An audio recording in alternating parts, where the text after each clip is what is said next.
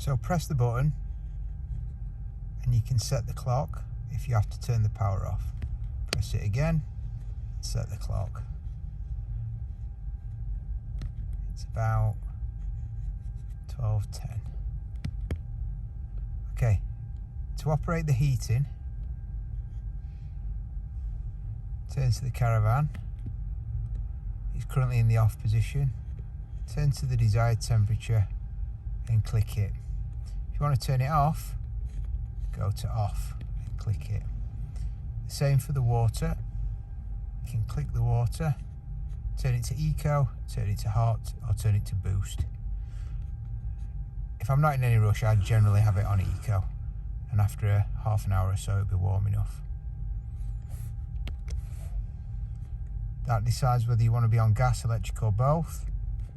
9 times out of 10 you'll want it on gas, and then that's the speed of your fan when you're using the heating. If you want to set the timer,